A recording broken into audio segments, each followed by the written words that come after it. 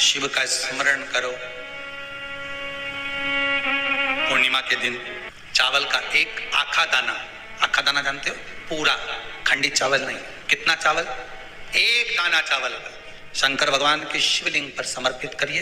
एक बेलपत्र जिसका डंडी का मुख अपनी ओर हो, जहां से चावल चढ़ाया है, उस चावल के ऊपर अपनी कामना कर रख दीजिए और चंद्रमौली भगवान का स्मरण करिए। कौन से भगवान? शंकर भगवान का सर्वश्रेष्ठ सुंदर नाम है चंद्रमौली। चंद्रमौली भगवान का स्मरण करिए, अपनी कामना कर बेलपत्र समर्पित कर शिव जी पर एक लोटा पानी, एक जल पात्र समर्पित करो, कलश से जल चढ़ा दीजिए, नैनों में वो जल लगाकर अपनी कामना कर वापिस घर को आइए। अगली पूर्णिमा आएगी, जो कामना करी है मेरा चंद्रमौली भोलेनाथ उसे पूर्ण करेगी। आप सभी को सुंदर पूर्णिमा की बहुत बहुत बधाई हो। बाबा विश्वनाथ की कृपा आप पर सदा बनी रहे। आ गया पूर्णिमा की रात्रि, बड़े से बड़ी बीमारियां, बड़े से बड़े रोग, बड़े से बड़े बड़े कष्ट इस पूर्णिमा की रात्रि को छूट जाते हैं। दमे की बीमारी, श्वास की बीमारी, अनिद्रा की बीमारी, रात्रि को जगना, ये सारी बीमारियां पूर्णिमा की रात्रि को अगर व्यक्ति अपने जीवन को सुखमय बनाए, अपने जीवन को आनंदमय बनाए तो सब छूट सकता है। पूर्णिमा की रात्रि को पीपल के पत्ते 5 लेकर उसके ऊपर खीर डालकर रात्रि को खा लेने से महाराज दमे की बीमारी, श्वास की बीमारी रुक जाती है। वो बीमारी बढ़ती नहीं है, उससे कष्ट नहीं होता। जिन बच्चों के नेत्र कमजोर होते हैं, रोशनी कमजोर होती है, पूर्णिमा के दिन रात्रि को 12 बजे भगवान चंद्रदेव का दर्शन कराइए। 5 से 7 मिनट तक नयन मिलाए चंद्रदेव के साथ और बाद में एक पीपल के पत्ते पर खीर जो चंद्र के नीचे रखी हुई है उसी खीर को चटा दीजिए। फिर चंद्र का दर्शन कराओ, फिर खीर को चटा दीजिए। महाराज नयन की ज्योति बढ़ती है, नींद नहीं आती तो निंद्रा देवी प्रवेश करती है, निंद्रा अच्छी आती है, आनंदित होता है। महाराज जिस व्यक्ति के शरीर में गांठ पड़ जाती हो, शरीर काला पड़ जाता हो, चट्टे पड़ जाते हो या दांत खाज खुजली हो जाता हो, उसके लिए भी पूर्णिमा की रात्रि को 12 बजे महाराज भगवान चंद्रदेव के लिए 21 दिए जलाए जाते हैं। उस 21 दिए की कालोज एक थाली में इकट्ठी करी जाती है, कालोज को इकट्ठी कर शरीर में गाय के घी के साथ में जहां जहां जगह पर चट्टे हैं, गांठ है, वहां लगाया जाता है। उसको 5 या 7 दिन लगाइए। उसके बाद में रोज प्रतिदिन लगाने के आधे घंटे बाद स्नान कर लीजिए, आराम लगना प्रारंभ हो जाता है। आज पूर्णिमा की रात्रि से लेकर कार्तिक पूर्णिमा की रात्रि के बीच में जो दामोदर भगवान का, कृष्ण का, शिव का मंगल आनंद करेगा, अभिषेक करेगा, पूजन करेगा, स्मरण करेगा, उसके सारे दुख दरिद्र दूर हो जाएंगे। रात्रि को आप बड़े प्रेम से खीर बनाओ, चंद्रदेव की साक्षी में रखो, भोग लगाओ भगवान श्री हरि को। बन सके अगर लक्ष्मी की कमी है, लक्ष्मी नहीं आ रही है, व्यापार नहीं चल रहा है, तकलीफ बहुत ज्यादा है, घर में कष्ट है, कर्जा ज्यादा है, तो एक तांबे के कलश के ऊपर, तांबे के कलश में पानी भरना, कटोरी रखना, उस पर लक्ष्मी जी की मूर्ति रखना। लक्ष्मी जी की मूर्ति नहीं हो तो चांदी का सिक्का रखना। उसके सम्मुख में आप 31 दीपक घी के लंबी बाती के जला देना। महाराज एक एक कमल गट्टा उस 31 दिए के अंदर डाल देना और लक्ष्मी जी का पूजन करना, लक्ष्मी जी का स्मरण करना, खीर का भोग लगाना, पान के पत्ते पर खीर रखना, 5 पत्ते पर खीर का भोग लगाना और माता लक्ष्मी से विनती करना। सुबह 4 बजे तक वो रखे रहने देना, सुबह 4 बजे वो उठाना, लक्ष्मी को वापिस तिजोरी में या सिक्का हो तो उसको अलमारी में रख देना। जो खीर बनी है वो प्रसाद के रूप में सुबह 8 बजे, 10 बजे, 9 बजे जब खाना हो प्रेम से खाना। माता जो दिए लगाए हैं वो ठंडे हो गए होंगे, उनको रखे रहने देना, बाद में काम आते रहेंगे, या दिए विसर्जन करना हो तो आपकी मर्जी है। पर वो मिट्टी के दिए लगेंगे, आटे के दिए नहीं लगेंगे, मिट्टी के दीप लगाना है आपको। 31 घी के दिए लगाना है। लक्ष्मी जी का पूजन करो, कंकु, चावल, हल्दी, मोली से सब तरह से। पूर्णिमा की रात्रि को सुख मिलेगा, आनंद मिलेगा, लक्ष्मी की वृद्धि होगी, कार्य सिद्धि होगी। दूसरा क्रम, पूर्णिमा के दिन आप शाम को प्रदोष काल के समय 4:30 बजे से 6 बजे के बीच में 1 लोटा पानी, उसमें 5 बेलपत्र रखकर, 1 कमलगट्टा डालकर भगवान चंद्रेश्वर महादेव के नाम से भगवान शंकर को चढ़ा दीजिए। आपकी जो कामना हो वो कामना कर चढ़ा, विनती करें चंद्रेश्वर महादेव को और निवेदन करें कि हमारा ये कार्य सफल हो। केवल पूर्णिमा के दिन चढ़ाइए, कार्तिक पूर्णिमा तक क्या फल मिलता है हमको जरूर बताइए। पूर्णिमा की रात्रि को और कार्तिक पूर्णिमा की रात्रि को गर्भवती नारी अपनी नाभि पर यदि चंद्र की दृष्टि पड़वा लेती है तो बच्चा विकलांग पैदा नहीं होता है। गर्भ से जो बालक होगा श्रेष्ठ होगा, विद्वान होगा, चतुर होगा, पढ़ने में होशियार होगा, क्योंकि ये चंद्र की किरणें जब समुद्र में उछाल ला सकती हैं तो आपके जीवन में भी तरक्की ला सकती है, उछाल ला सकती है। क्यों करा जाता है पूर्णिमा का व्रत? पूर्णिमा का व्रत करने का कारण क्या है बताइए? आप इतने सालों से कर रही हो, कई माताएं कर रही होंगी पूर्णिमा का व्रत, एक समय फलाहार करती हैं, एक समय भोजन करती हैं। भोजन में खीर का होना जरूरी होता है पूर्णिमा के व्रत में, दूध की सामग्री होना जरूरी होती है पूर्णिमा के व्रत में। 12 महीने की पूर्णिमा करो, मना नहीं है। और पूर्णिमा उठाने का भी समय होता है चैत्री, चैत्र के महीने की जो पूर्णिमा होती है चैत्री पूर्णिमा पहली पूर्णिमा मानी जाती है, इसलिए चैत्री पूर्णिमा को सिद्ध पूर्णिमा कहते, कार्य सिद्धात्री पूर्णिमा कहते, सिद्ध करने। मनोरथी पूर्णिमा कहते, मनोरथी पूर्णिमा। इसलिए पूर्णिमा का व्रत कहां से उठाया जाता है? चैत्र के महीने की पूर्णिमा से पूर्णिमा का व्रत उठाया जाता है कि मैं महीने की पूर्णिमा करूंगी तो चैत्र पूर्णिमा से उसको उठा लिया जाता है। पर उसका एक नियम रहता है, आप फलाहार करें अपनी जगह पर है, पर एक समय भोजन कर रहे हैं वो अपनी जगह पर, भोजन के साथ में मीठे के साथ थोड़ा दूध की सामग्री होना जरूरी होती है। और क्यों करते हैं पूर्णिमा का व्रत, किस लिए किया जाता है, क्यों करा जाता है, उसका व्याख्यान वर्णन शिव महापुराण के अंतर्गत स्कंद पुराण में लिखा गया।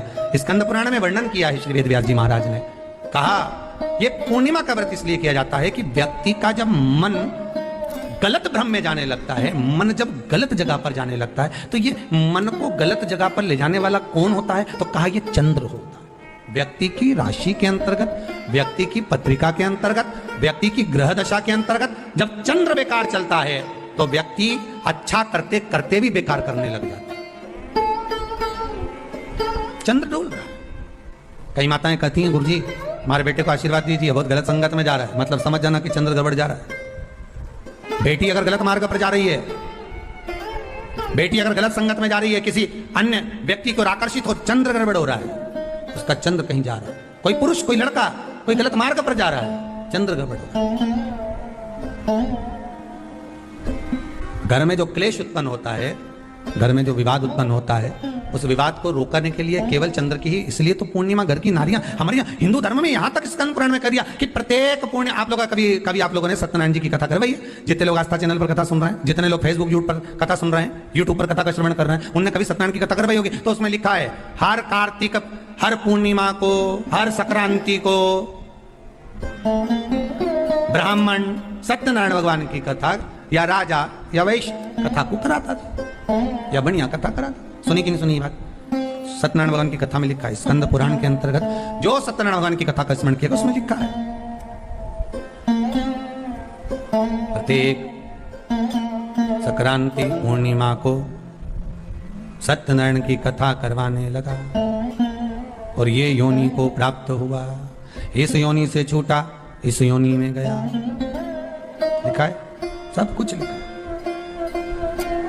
अब उत्ते से समझ जाओ कि पूर्णिमा को सत्यनारायण की कथा करने का बोला, तो पूर्णिमा को सत्यनारायण की कथा का क्यों बोला? वैसे तो रोज कराओ सत्यनारायण जी की कथा, प्रतिदिन कराओ, मना नहीं है। आप क्या कोई विशेष फंक्शन है आप सत्यनारायण जी की कथा करवा, पर पूर्णिमा संक्रांति को, और संक्रांति को पूर्णिमा को सत्यनारायण की कथा का स्मरण क्यों करवाया गया? क्योंकि पूर्णिमा के दिन अगर ये भगवान का व्रत रख लेगी, पूर्णिमा के दिन अगर ये खीर का प्रसाद बना लेगी, थोड़ा सा दूध की कोई सामग्री बना लेगी और भगवान को भोग लगा देगी, भले सत्यनारायण भगवान के भाव से बनाए, भले सत्यनारायण जी के निमित्तार्थ बनाए, पर अगर इसने सत्यनारायण भगवान के निमित्त से बना, पर पूर्णिमा के दिन अगर ये व्रत रखेगी, उपवास रखेगी या कोई सामग्री बनाकर भगवान की पूजन कर लेगी, तो इसके घर में जो अशांति है वो शांति में बदल जाएगी। इसलिए कई घरों में आज भी सत्यनारायण भगवान की पूजन हर पूर्णिमा को करती है। माता किताब लेके बैठ जाती है, तुरंत उन्हें ऑफिस जाना, कहीं काम पे जाना, और तुरंत उसने जल्दी कलश रखा, कलश नहीं भी रखे तो भगवान की पूजन कर के ब्राह्मण देवता को बुला लेगी, ब्राह्मण नहीं आएंगे तो खुद कर लेगी, पर करती जरूर है। इतना सा आटा सेक लेगी, पंजेरी बनाई, सीरा बनाई, मिठाई रखी, कुछ भी करेगी, पर सत्यनारायण की कथा कर ले, उसका मन लग गया उसमें। मतलब पूर्णिमा को करना है, उसको करने से क्या होता है? शांति रहती, शीतलता रहती। जिसके घर में हर महीने की पूर्णिमा को खीर बनती हो, ध्यान दीजिएगा, बहुत सुंदर संवाद चल रहा है, बहुत ध्यान देने वाली बात है। प्रत्येक महीने की पूर्णिमा को जिसके घर में दूध की सामग्री बनती हो, दूध की सामग्री तैयार होती हो, खीर प्रसाद तैयार होता हो, उसके घर में कभी क्लेश नहीं हो सकता। चाहे सास बहू एक दूसरे के सामने वो कहे ना, वो सांप और नेवले की लड़ाई क्यों ना, फिर भी शांति हो जाती है। पर प्रत्येक महीने की पूर्णिमा होना चाहिए। ये नहीं कि तुमने एक महीने की पूर्णिमा पे बना लिया और दूसरे महीने की पूर्णिमा को गायब कर दिया। फिर किसी ने कह दिया आज चूरमा तो बन रहा है, दाल बाटी तो बन रही है चूरमे के साथ में, लड्डू बन रहा है, तो काय को खीर बना रही हो? तो तुमने अब वो खीर प्रसाद।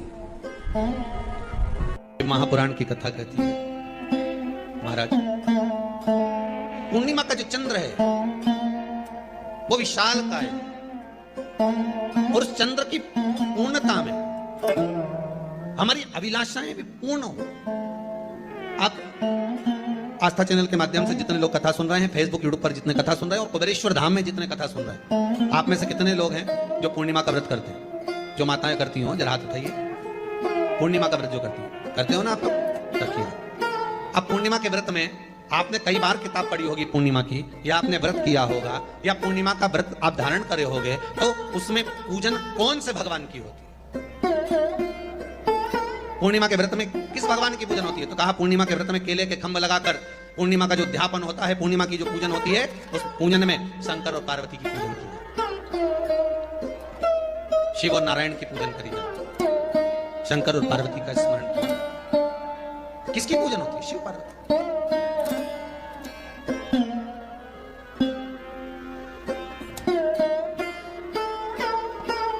क्यों शंकर और पार्वती का पूजन क्यों करा जाता है पूर्णिमा के व्रत में? क्योंकि शिव और माता पार्वती ही केवल एक ऐसे हैं जिन्होंने अपूर्ण लक्ष्मी को भी पूर्ण बना दिया था। किसको पूर्ण बनाया है? लक्ष्मी। शरद पूर्णिमा के दिन अगर आप शंकर भगवान को एक लोटा पानी अगर शिव को समर्पित कर रहे हो, श्वेत पुष्प को रखकर शंकर जी के ऊपर सफेद फूल को चढ़ाकर अगर एक लोटा जल भी, एक पात्र जल भी शंकर को समर्पित कर रहे हो, तो ये लक्ष्मी के लिए ही तो कर रहे हो। और कौन सी लक्ष्मी? पूर्ण लक्ष्मी। पूर्ण लक्ष्मी।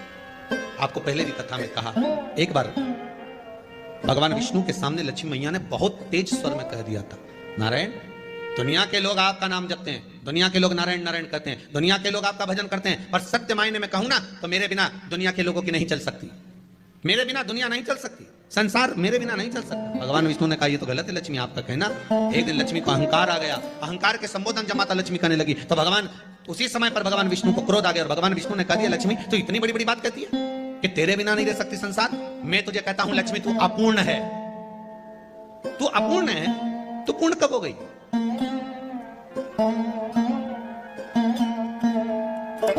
तेरी पूर्णता कहां हो गई? लक्ष्मी की आंख से आंसू बहने लगे। आज आपने मुझे अपूर्ण कहा, आपको मालूम है आप मुझे अपूर्ण कर रहे हो? आपको ये ज्ञात हो रहा है आप मुझे अपूर्ण कर रहे हो? भगवान कहते हैं हाँ लक्ष्मी मैंने तुझे अपूर्ण कहा। अपूर्णता का मतलब आप जानते हो ना? भगवान कहते हैं लक्ष्मी मैं सब जानता हूं। लक्ष्मी रोती हुई माता सरस्वती के पास पहुंच गई। सरस्वती ने पूछा क्या बात है लक्ष्मी, क्यों रो रही हो? लक्ष्मी जी ने कहा क्या बताऊं सखी, मेरे पति ने आज मुझे अपूर्ण कर दिया। तो क्यों रो रही है तू? अपूर्ण अगर कह दिया, पति ने ही तो कहा है ना, तो क्यों रोना? चल मेरे साथ। और सरस्वती मैया माता लक्ष्मी को लेकर सीधे पहुंच गई माता पार्वती के यहाँ। जब पहुंची माता पार्वती ने लक्ष्मी जी को देखा और सरस्वती को देखा तो पूछा कि बात क्या है, क्या हो गया ऐसा, क्या हुआ, क्या है ऐसा जो तुम दोनों आज मेरे पास में आई? क्या हुआ? पार्वती जी कुछ बोलती, शिव जी का ध्यान माता सरस्वती की ओर और लक्ष्मी की ओर गया और भगवान शंकर जान गए कि आज भगवान नारायण ने लक्ष्मी जी को अपूर्ण कहा है। अब देखें माता पार्वती क्या कर सकती है, इसको पूर्ण बनाने के लिए करेगी क्या? क्या हुआ? माता सरस्वती जी बोली लक्ष्मी को अपूर्ण कर दिया। अपूर्ण कर दिया? हाँ, तो क्या सोचना उसके लिए, इसको मैं अभी पूर्ण बना देती हूँ। माता जगत जननी पार्वती ने गोदी में विराजमान गणेश जी को उठाया और उठाकर लक्ष्मी जी की गोद में दे दिया। ले लक्ष्मी, आज से तो पूर्ण हो गई। लक्ष्मी आज से तो पूर्ण। गोदी में जब तक संतान नहीं है तो नारी को लोग अपूर्ण समझते हैं, पर माता पार्वती जी ने संपूर्ण ब्रह्मांड में एक सिद्धता प्रदान कर दी कि अपने गोदी के लाल को, अपने गोदी के पुत्र को माता ने लक्ष्मी की गोद में देकर लक्ष्मी को पूर्ण बनाया। वो दिन कौन सा था? यही शरद पूर्णिमा का दिन था। कौन सा दिन? आज पकड़ हुआ। यही शरद पूर्णिमा का दिन था। शरद पूर्णिमा का दिन लक्ष्मी को पूर्ण करने का दिन। केवल अमृत ही नहीं बरसता, शरद पूर्णिमा के दिन लक्ष्मी भी बरसती। लक्ष्मी पूर्णिमा के कितने व्रत होते हैं? बोलते जाओ जरा, जल्दी जल्दी बोलो।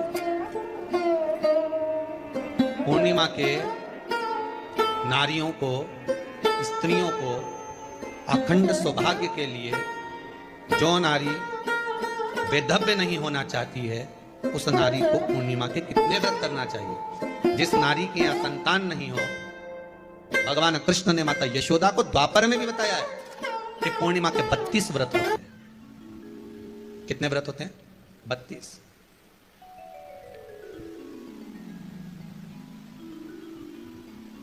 स्वयं भगवान कृष्ण यशोदा रानी को, माता यशोदा जी को भी बता रहे हैं 32 व्रत। अब आपको किसी ने बता दिया होगा कि 8 कर लो, 7 कर लो, 6 कर लो, 12 कर लो, इसलिए आपने बोला कि 12 कर लीजिए, 32 कर लीजिए। अरे यहां तो द्वापर की कथा भी कहती है। यशोदा जी ने एक बार भगवान कृष्ण को रोक कर कह दिया, ए कन्हैया रुको। कन्हैया बोले, बोलो मां क्या बात है? कन्हैया जरा रुकिए, इधर आओ जरा। भगवान कृष्ण आए। हाँ मां बोलिए। किस जगह का प्रसंग है ये? जिस समय पर राधा रानी कुरुक्षेत्र में नंद बाबा और यशोदा जी को लेकर कुरुक्षेत्र के कुंड में, ब्रह्म सरोवर में स्नान कराने के लिए लेकर जाती है, ग्रहण का समय पर। और जब भगवान कृष्ण उस कुरुक्षेत्र के उस सरोवर में स्नान करने आते हैं, तब यशोदा जी ने अपने लाला से प्रश्न किया है, पूछा है